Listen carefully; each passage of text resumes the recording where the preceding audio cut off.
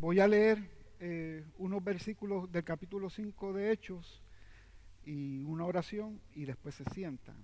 En el capítulo 5 vamos a empezar en el versículo número 1 que dice: Pero cierto hombre llamado Ananías, con Zafira su mujer, vendió una heredad y sustrajo del precio, sabiéndolo también su mujer, y trayendo solo una parte, la puso a los pies de los apóstoles.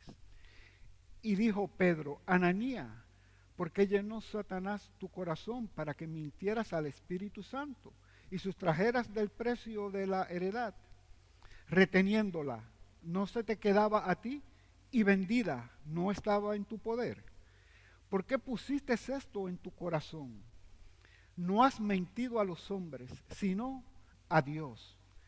Al oír Ananías estas palabras, cayó y expiró. Y vino un gran temor sobre todos los que lo oyeron. Y levantándose los jóvenes, lo envolvieron y sacándolos, lo sepultaron. Pasando un lapso como de 3 horas, sucedió que entró su mujer, no sabiendo lo que había acontecido. Entonces Pedro le dijo: Dime, ¿vendiste en tanto la heredad? Y ella dijo: Sí, en tanto. Y Pedro le dijo: ¿Por qué convinisteis en tentar al Espíritu del Señor? He aquí a la puerta a los pies de los que han sepultado a tu marido, y te sacarán a ti. Al instante ella cayó a los pies de él y expiró. Y cuando entraron los jóvenes, la hallaron muerta, y la sacaron y la sepultaron junto a su marido. Y vino un gran temor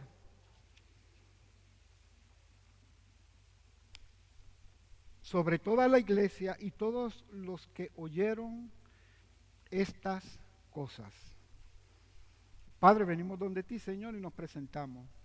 Después, mi Señor, de estas hermosas alabanzas, de cómo nosotros, Padre, hemos cantado todos en el mismo sentir, que nos rendimos ante ti, Señor. Pedimos, Padre, que esta palabra, Señor, venga a nuestra mente, a nuestro corazón, y que podamos discernirla y que podamos ponerla en obra, lo que a ti te agrada y lo que tú no quieres de tu iglesia. Te pedimos, Señor Padre, que nos ilumines y que tú puedas, Señor Padre, fluir en nosotros y que nosotros podamos, Señor Padre, honrarte a ti como tú nos honras todos los días de nuestra vida. En el nombre de Jesús. Amén. Hermanos, pues vamos a tomar asiento. Pues como saben, estamos en la serie que se ha llamado Testigos. Todos somos testigos de nuestro Señor, de lo que pasó, muerte, de la resurrección, la ascensión de nuestro Dios. Y entonces estamos en el capítulo 5 hoy de Hechos. Sabemos que en el primer capítulo se habló de la promesa. En el segundo capítulo, ya el pastor había hablado de hace varios domingos atrás, de el día de Pentecostés. En el tercer capítulo se habló del que fue sanado, el cojo que fue sanado, aquel paralítico que se sentó a la puerta en el portillo de Salomón, a los pies del templo. Y el domingo pasado el pastor estuvo hablando de la generación V, la generación de valientes, ¿verdad? Y fue ante la persecución que ya había empezado de los seduceos, el sumo sacerdote, y cómo se pidió al Señor valentía para poder seguir con el ministerio. Entonces, pues hoy nos toca empezar con el capítulo 5, que empezamos un poco diferente, ¿verdad? Ya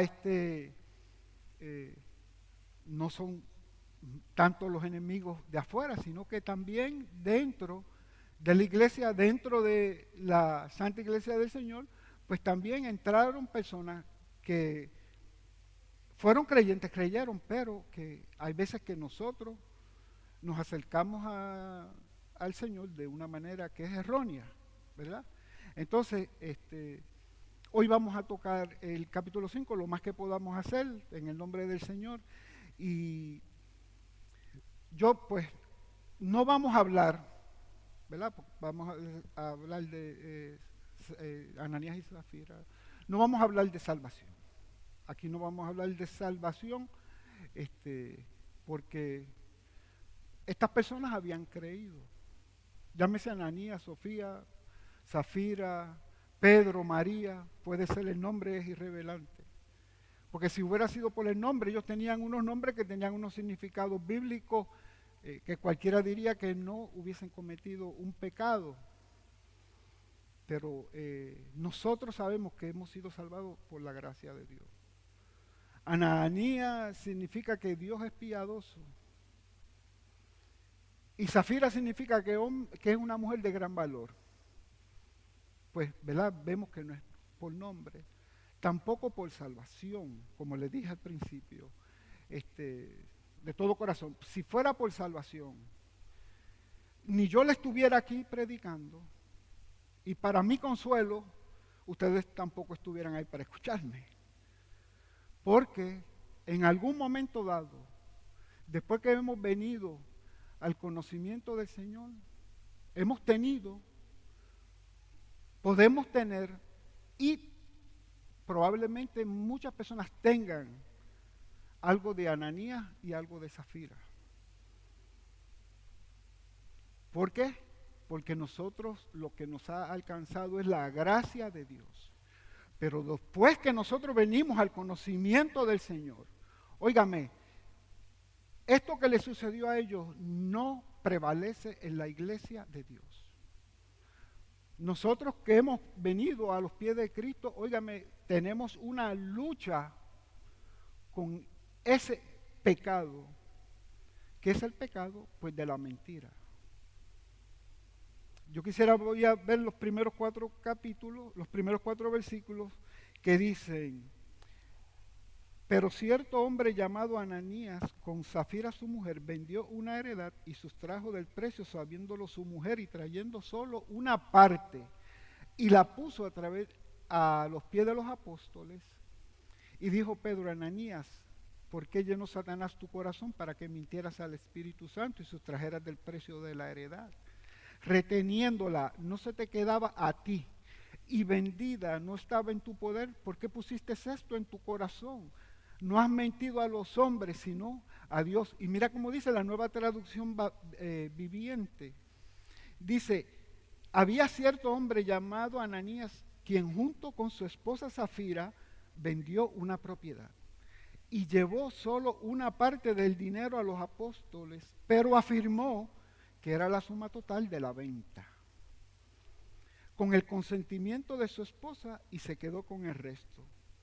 Entonces Pedro le dijo a Ananías: ¿por qué has permitido que Satanás llenara tu corazón? Le mentiste al Espíritu Santo y te quedaste con una parte del dinero. La decisión de vender o no la propiedad fue tuya. Y después de venderla, el dinero también era tuyo para regalarlo, sí o no. ¿Cómo pudiste hacer algo así? No nos mentiste a nosotros, sino a Dios, ¿verdad? Le da como un entendimiento más contemporáneo al versículo. El pecado de la mentira. La salvación es a través de la gracia. Y antes de entrar al pecado de la mentira, tampoco es un asunto del dinero. Porque yo en ocasiones, pues cuando estoy leyendo la Biblia, veo el Salmo 50:12, que no sé si lo puedan poner en la pantalla, el Salmo 50:12, que dice, yo se los leo: si yo tuviese hambre, no te lo diría a ti, porque mío es el mundo y su plenitud. Yo me gozo porque hay veces que nosotros tenemos una percepción de nuestro Dios que por el pecado algunas veces nos estamos equivocando.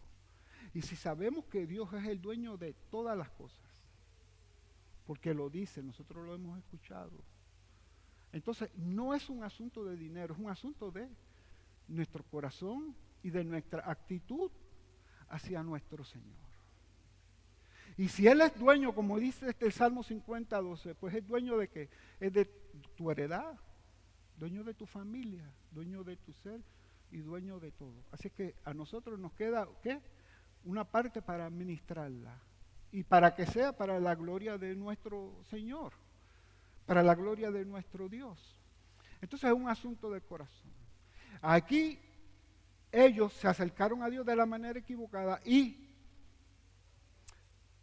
cometieron un pecado en un muy mal momento. Ellos vinieron y pasó como Adán y Eva. Yo pongo esto como Adán y Eva. Es un mensaje, es una enseñanza para nosotros, para todos aquellos, y después de aquello, hasta que el Señor venga, para que nosotros no seamos como Ananías y como Zafira. Que cuando nosotros nos acerquemos a Dios, nos acerquemos a Dios con un corazón limpio, con un corazón puro, con un corazón honesto. ¿Por qué? Porque cuando nosotros venimos y mentimos, le estamos mintiendo a Dios. Y ese es un pecado muy, muy corriente. Es el pecado que pienso que más se rompe, más fácilmente, claro que sí. Porque todos mentimos, todos hemos mentido. Aquí hasta lo cantamos, porque nosotros no decimos la verdad en todo momento. Y estamos violando uno de los primeros 10 mandamientos que Dios dio. Dios, en unas religiones el 8º, en otro el 9º, que dice que no mentís, que no mientas, no mientas. El Señor es más allá. Él, cuando sacó a Moisés para que sacara a su pueblo, el Señor se lo escribió él mismo en un momento, se lo esculpió en las 2 tablas de Moisés. Que no mentirás. Pero como esas tablas las rompió mismo Moisés, pues él después se lo llevó 40 días para que él mismo las escribiera en las otras 2 tablas que después trajo al pueblo, cuando él bajó del monte, que brillaba, que se ponía su velo. O sea que para Dios la mentira es algo muy, muy seria. Y para los hijos de Dios, nosotros, tiene que ser muy, muy, muy seria. Nosotros como cristianos tenemos que luchar y tenemos que pelear con no estar diciendo tantas mentiras. En nuestros países, unos dicen, mi país, yo vengo de Puerto Rico, embustes, que es más popular o más vulgar. Paquetes. El Señor no le agrada eso. ¿Por qué? Porque nos estamos poniendo, usted sabe dónde, al lado de el diablo, que es ¿quién? El padre de mentira. Y tú y yo sabemos que la mentira es muy, muy mala. ¿Sabes que la mentira destruye? La mentira hace daño, mayormente a aquel que la está recibiendo. La mentira, ¿qué hace? Crea ¿qué? División. Sabemos personas que ya llevamos en las iglesias cómo la mentira afecta tanto a las iglesias, divide, crea desconfianza. La mentira produce frustración. Te da soledad. Porque es tanto y tantas veces cuando uno tiene una vida pecaminosa en eso, que mire, tiene que reflexionar porque probablemente no eres hijo de Dios. Porque estás contando. Terminas ¿qué? Engañándote a ti mismo, porque ya no encuentras a quién más engañar, porque la gente ya te ha sacado el cuerpo. Porque podemos discernir. Cuando estamos un tiempo con una persona caminando, más o menos podemos ¿qué? Observar y ya más o menos podemos tener un feedback, un feeling de esa persona, ¿verdad? Que está con nosotros. Así que violamos los mandamientos. El Señor se lo escribió en las tablas de Moisés. Después de eso, en Levítico 19:11 le dio el mandato de santidad, leyes de santidad y de justicia a su pueblo. Ahí en Levítico 19:11 también se lo dice. No mentiréis unos al otro, no engañéis unos con otros. Sed santos, ese Levítico 19 empieza que Él los ha separado como pueblo, como somos nosotros, todos los que hemos creído en Él, para que seamos santos como Él es santo.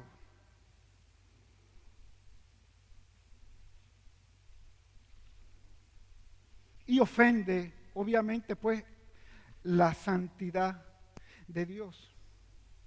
Así como el Señor cogió a Adán y Eva y nos dio un mensaje por haberse puesto al lado del padre de mentiras, los separó. Así mismo hizo con Ananías y con Zafira. Porque sabemos que Dios no tiene acepción de personas y no va a tomar el culpable por el inocente. Si ese fuese el castigo a todos los que creyeran, pues aquí no estuviéramos nosotros. Significa entonces que eso es un mensaje para que nosotros no tengamos una vida de esa índole como ellos, lo que no le agrada al Señor. Y hay veces que nosotros como creyentes, nosotros pensamos que como ya vivimos en la gracia, así creo que pensó también Ananías y Zafira, como ya estamos en la gracia, pues vamos a pecar para que la gracia sobreabunde. Dios Jehová, Dios Jesús, Dios Espíritu Santo, uno solo. Y vemos como aquí viene Pedro y le dice, ¿por qué Satanás llenó tu corazón para que mintieras al Espíritu Santo, sustrajeras del precio de la heredad? Reteniéndola, no se te quedaba a ti vendida, no estaba en tu poder. ¿Por qué pusiste esto en tu corazón? No has mentido a los hombres, sino a Dios. Si pensábamos que en la gracia podemos hacer lo que querramos, no. El Espíritu Santo hizo exactamente lo mismo que hizo Él con Adán y Eva. Los separó. Así que si nosotros ya sabemos eso, nosotros pues ¿qué tenemos que hacer? Dejar de practicar eso, y cuando nos acerquemos a Dios, cuando entremos en tu casa, en tu trabajo, pero cuando entramos a la casa de Dios, porque esto fue en la iglesia, cuando entremos por esa puerta, óigame, no entremos mirando al piso, viéndonos nosotros altos, pensando que somos dioses, sino que cuando entremos mirando al cielo, sabiendo que hay uno más alto que tú, y que nosotros, todos y cada uno de sus hijos, nos debemos a Él. Así que tenemos nosotros que desechar. Pedro muy bien lo sabía. En 1 de Pedro 2:1 dice que desechemos toda maldad, toda maledicencia. Y Pedro sabe lo que decía.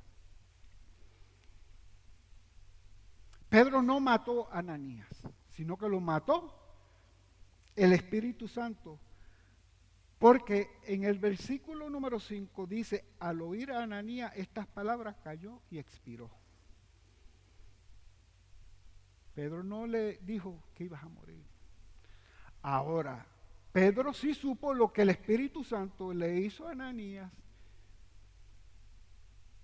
y ya sabía lo que iba a hacer con Zafira si hubiese estado en acuerdo con su esposa. Pues Zafira se tomó, dice la palabra, que 3 horas más en llegar pues al templo, ¿verdad? Pues yo me imagino pues se estuviera arreglando, pues poniéndose sus prendas, arreglándose muy bien, porque usted sabe que a las mujeres les gusta pues arreglarse y se toman su tiempo. Nosotros los varones lo sabemos. Y ella quería coger su pompa. Ella no quería compartir esa gloria probablemente con su esposo, porque ya su esposo se había adelantado, probablemente ya estaba guardando el dinero y todo. Y cuando ella llegó, Pedro le preguntó, ¿verdad? Y le dijo, dime, ¿vendiste en esto la heredad? Y ella dijo, sí, en tanto. Y Pedro le dijo, ¿por qué conviniste en tentar al Espíritu del Señor? ¿Vio cómo Pedro abra la palabra? El Espíritu del Señor. Padre, Hijo y Espíritu Santo, porque nosotros a nuestro Jesús le dice el Señor, que significa el soberano, el Rey, el Dios de la gloria, el Creador de todas las cosas que nosotros podemos ver, oír, sentir, las que nos imaginamos y las que no nos imaginamos, las que vemos y no podemos ver. He aquí a la puerta los pies que han sepultado a tu marido, y a ti pues te van a sacar también. Ya Pedro sabía lo que le habían hecho al marido, pues ya pues obviamente habían convenido en el pecado y ella pues también falleció. Y eso vino un gran temor sobre toda la iglesia. Hermano, cuando nosotros venimos y le mentimos al Señor, usted sabe que le estamos ofendiendo al Señor, estamos en contra de la santidad del Señor. Miren, hombres y mujeres que están aquí escuchando y los que nos ven afuera, miren, nosotros tenemos un Dios que es santo, un Dios santo, santo, santo. Que tú y yo nosotros no podemos describirle esa santidad del Señor, porque es un atributo que solamente le pertenece a Él. En la Biblia solamente hay en 2 versículos que se habla de la santidad de Dios, que es Isaías 6:3 y Apocalipsis 4:8. Y yo quisiera, vamos a ir a Isaías 6:3 para poder compartir esto. Yo le voy a leer desde el 1, presten un poco de atención para que vean qué tipo cómo de santo es nuestro Señor, que ni tú ni yo, aún aquí hablando, lo podemos definir. Porque nosotros podemos definir ciertas cosas. Y ustedes me pueden ayudar. Pues yo puedo decir, ¿Dios qué? Es omnisciente. Dios es omnipresente. Es omnipotente. Es justo. Dios es amor, que es un atributo tremendo. Dios es puro, honesto. ¿Y qué más podemos decir de Dios, de esa santidad de Dios? ¿O qué se le viene? Me pueden ayudar. Y lo dicen alto para yo escucharlo y yo puedo repetirlo para que las personas nos escuchen. Íntegro, amén. ¿Qué otra cosa podemos decir? Perfecto, es un Dios perfecto, correcto. ¿Qué otro adjetivo nosotros, desde nuestro punto, podemos decir de la santidad del Señor? Glorioso. Íntegro. Dios es perfecto. Su trascendencia, su eternidad desde hasta. Pero Ananías y Zafira no tuvieron, o el nombre que sea, no tuvieron en consideración la santidad del Señor cuando vienen y se acercan al Señor de una manera que es incorrecta. Porque en el Isaías 6:1 dice, mire, escuchen, en el año que murió el rey Usías, vi yo al Señor sentado sobre un trono alto y sublime, y sus faldas llenaban el templo. Por encima de él habían serafines, cada uno tenía 6 alas, con 2 cubrían su rostro y con 2 cubrían sus pies y con 2 volaban. Y el uno y el otro daba voces diciendo, santo, santo, santo, 3 veces, ¿verdad? Jehová de los ejércitos, toda la tierra está llena de su gloria. Y si vamos a Apocalipsis 4:8, la visión de Juan, óigame, hombres íntegros, hombres de Dios, Isaías que profetizó sobre la venida del Mesías y Juan que anduvo con el Mesías. Ya después en Apocalipsis, en el 4:8 dice, en una visión, ¿verdad? Porque el libro de Apocalipsis es la revelación de Dios. Y los 4 seres vivientes tenían cada uno 6 alas y alrededor y por dentro estaban llenos de ojos. Y no cesaban de día y de noche decir, santo, santo, santo. O sea que para nosotros poder apreciar la santidad de Dios, usted sabe que una cosa, tenemos que ir arriba, a verlo a Él, para que nosotros podamos entender y comprender la santidad de el Creador tuyo y del Creador mío. Solamente en visiones, porque desde aquí, desde la carne, no podemos apreciar la santidad del Señor. Es más, Isaías decía que se cubrían los pies y los ojos para no ver a Él completamente. Así de santo es nuestro Señor. En Juan, al final del libro de Apocalipsis, él dice que después que vio y escuchó todas esas cosas, él se postró. O sea que nosotros tenemos un Dios que es sumamente santo y que las ofensas a Dios son graves para él. A él no le gusta, no le gusta. Y tú y yo lo conocemos, tú y yo sabemos que cuando nosotros vivimos correctamente, Él nos premia. Pero cuando entramos en este tipo de pecado constante, óigame, podemos terminar como Ananías y Zafira. Para que no te sigas perdiendo. Y si te ha dejado vivo es para que te arrepientas y pidas perdón. Y le des la alabanza y le cantes como cantamos aquí, que hoy te rindo mi ser.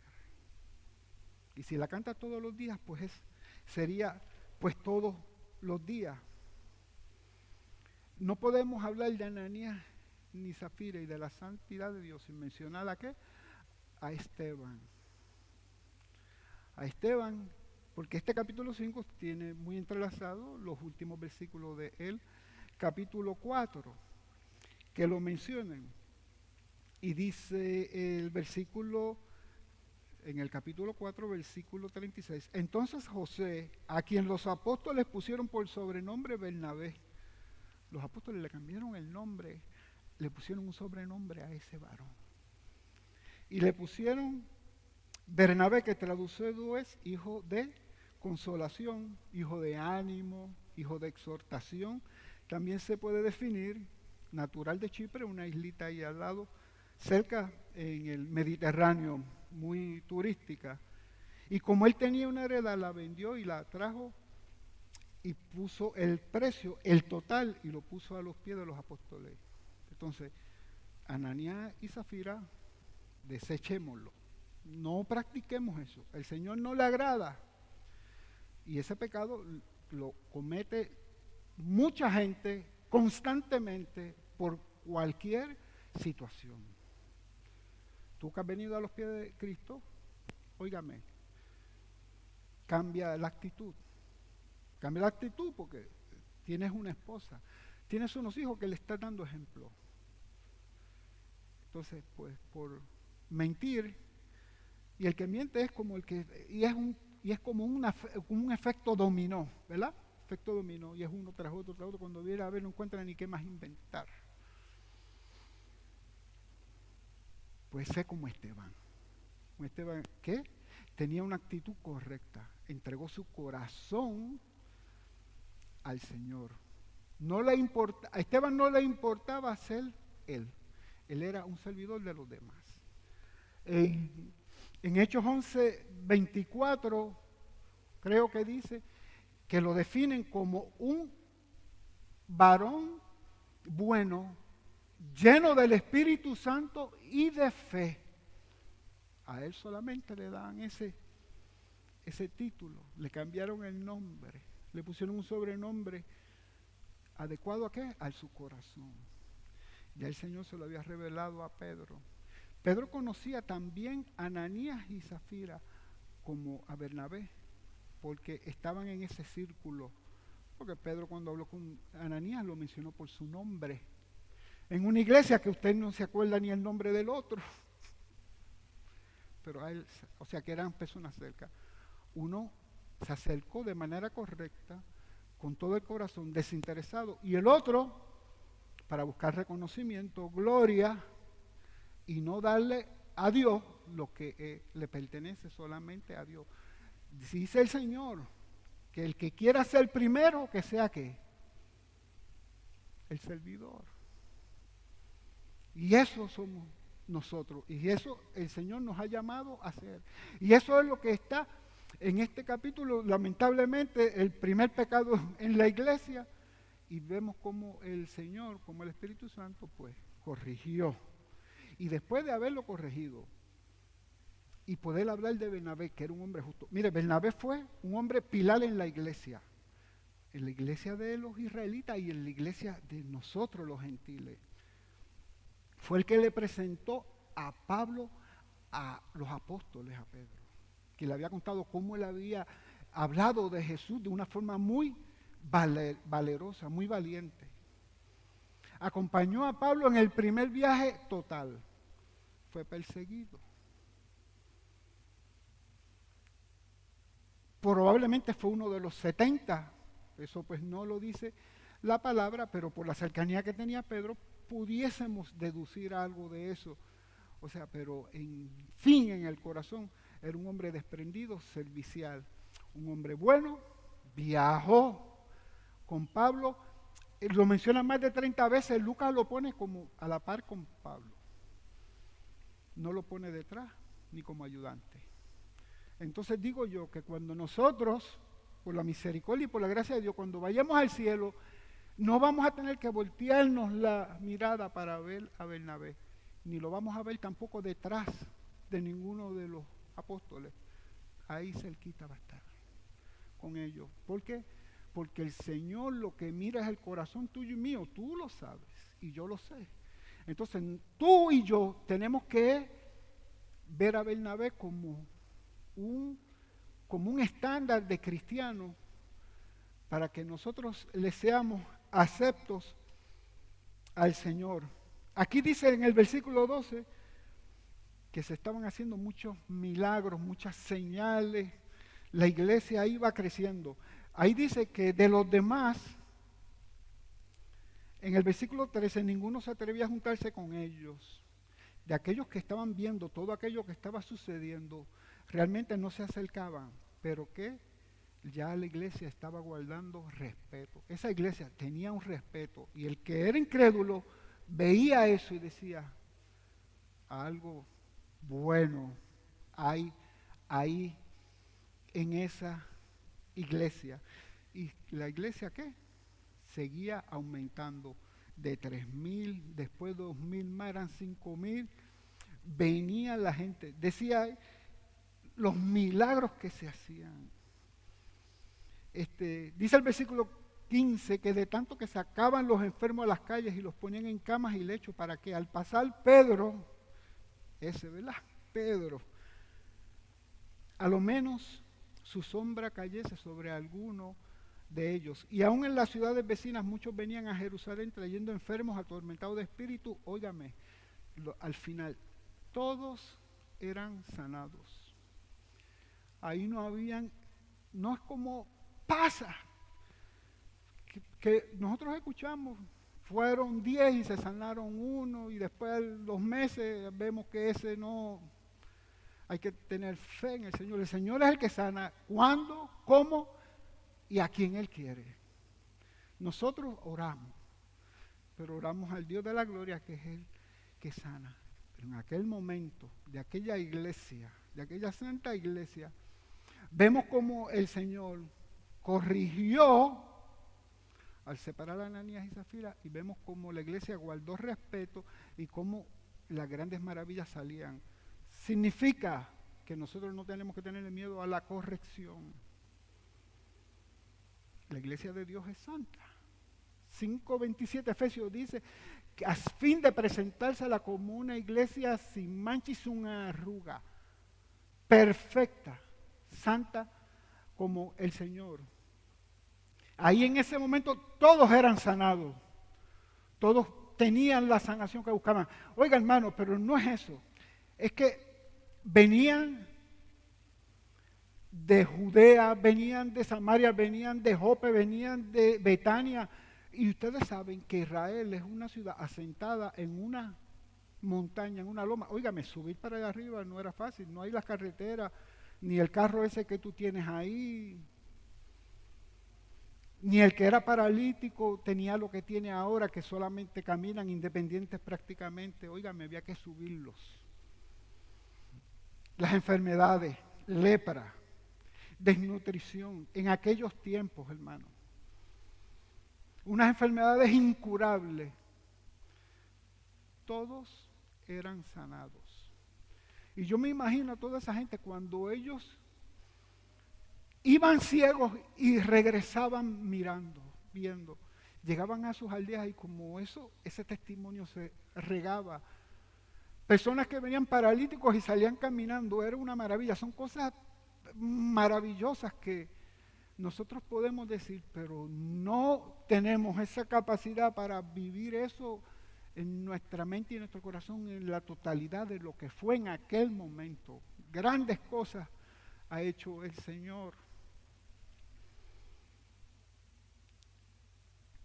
Se convertían ricos, pobres. Ya los ladrones no robaban. Los adúlteros ya no adulteraban. De todas clases sociales, niños, todos venían.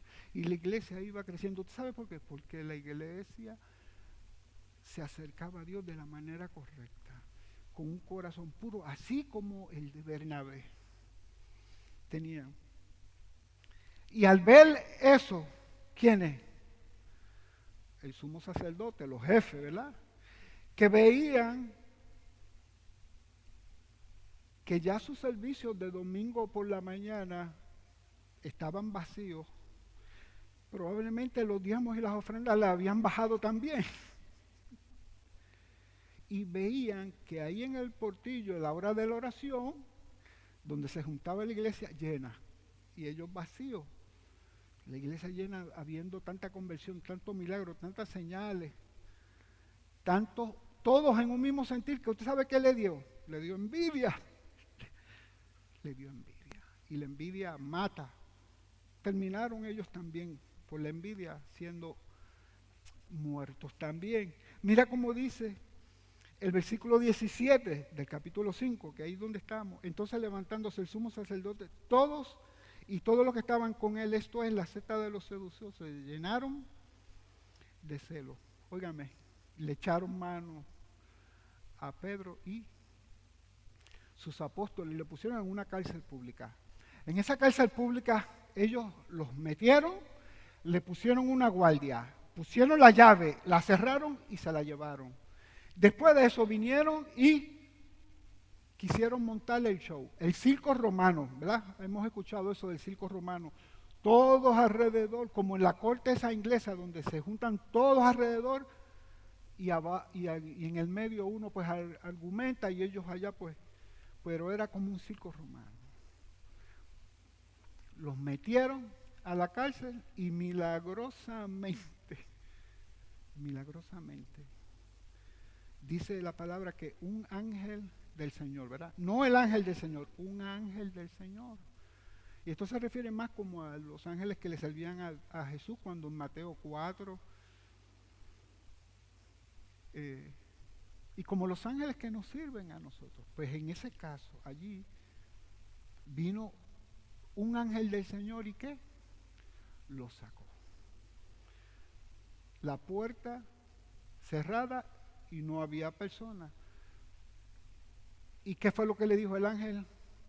Y que está aquí en el versículo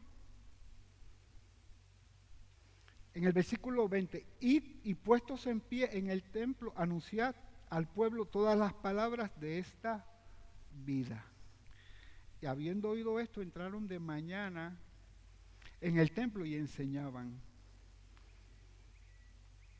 Entonces, entre tanto, vino el sumo sacerdote y dijo, en lo que eso pasaba, pensando para hacer el circo romano, vamos a tener aquí todo el concilio. Ahí todo el concilio eran los 70 ancianos, los fariseos, saduceos, todos los escribas, todos ellos juntos ahí, para tratar de coger, venir y hacer un show con ellos, con los apóstoles, ¿verdad? Y cuando se dieron cuenta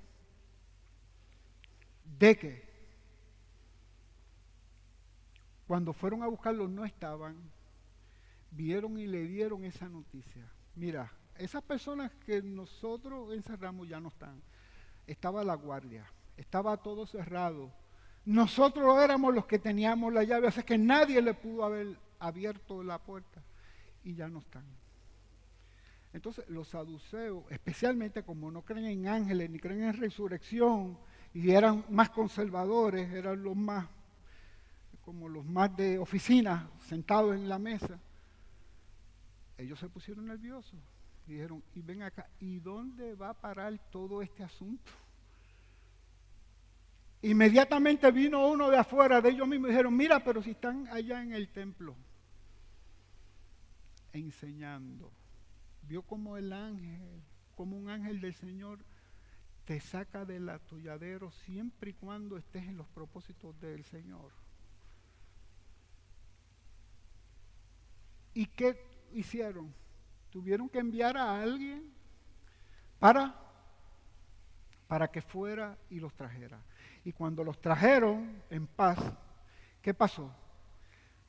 Pedro y los apóstoles le predicaron a todo el concilio la palabra de verdad para lo que habían sido llamados a hacer.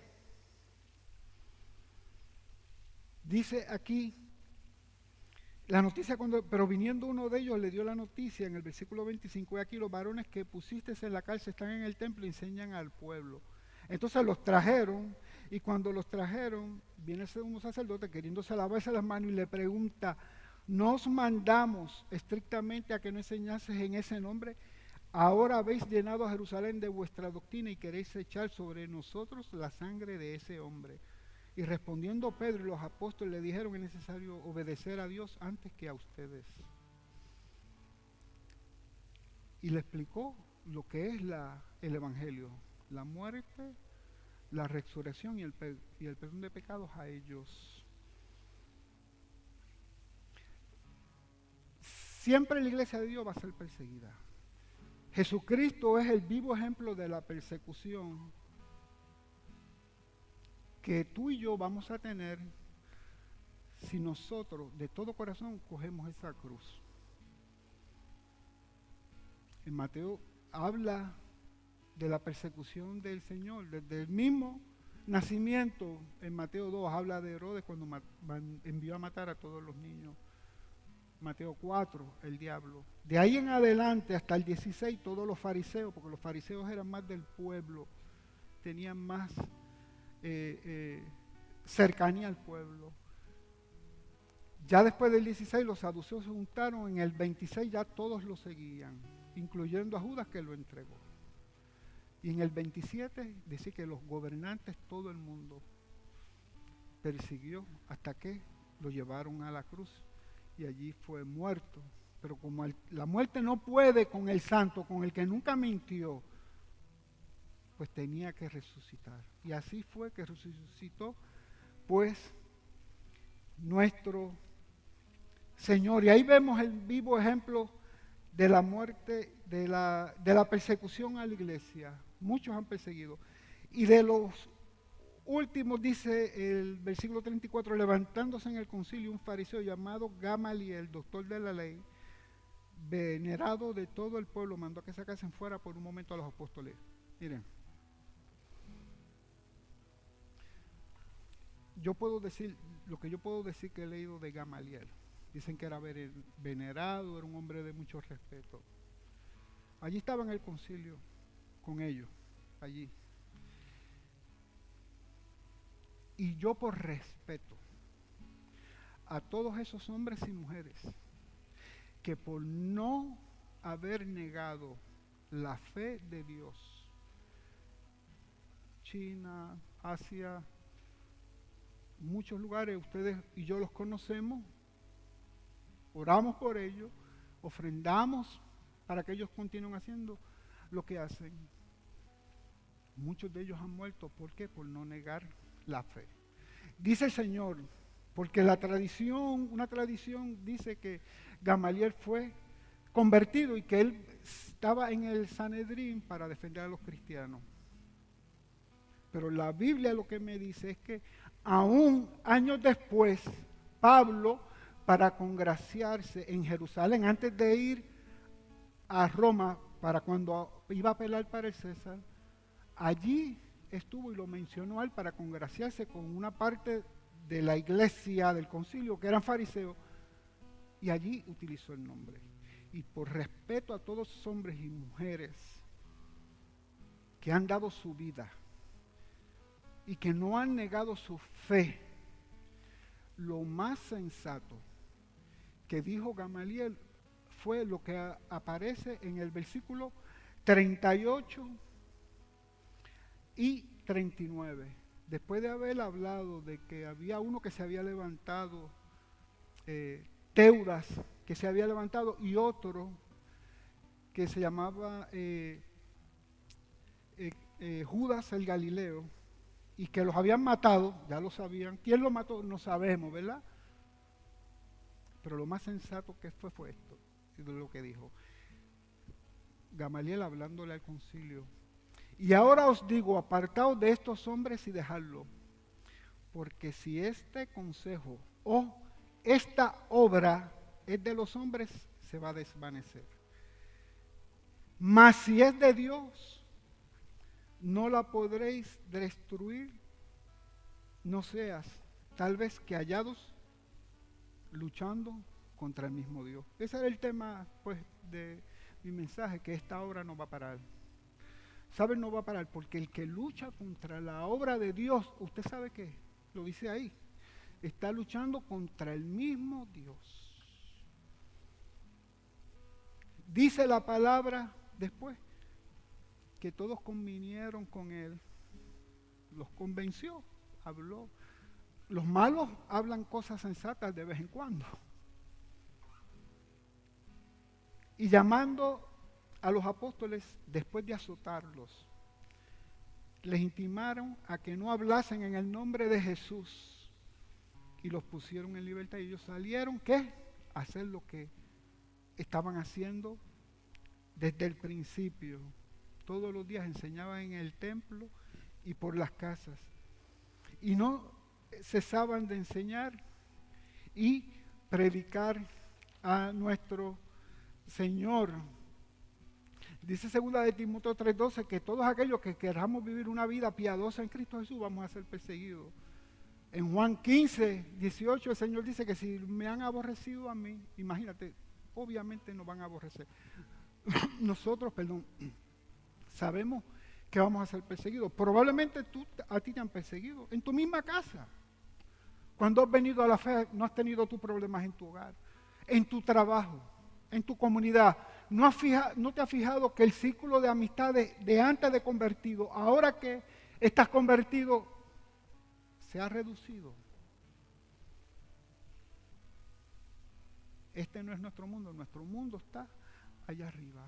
Y esa santidad de Dios que nosotros tenemos que respetar, sabiendo lo que ya dice la palabra, cuando lo veamos frente a frente a Él, dice Pablo, creo que lo dice en Primera de Corintios 15, por ahí, Primera de Corintios 13:12, dice que ahora nosotros como creyentes vemos como por espejo, oscuramente, ¿verdad?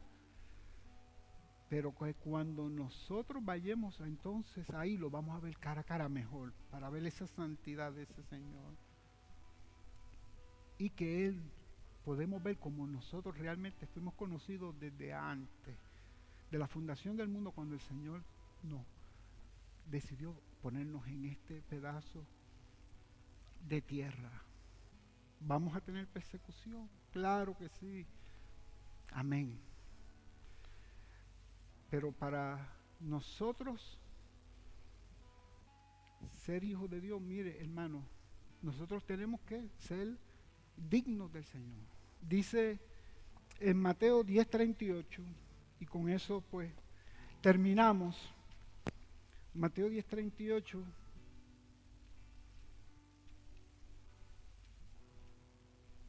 Precioso esto.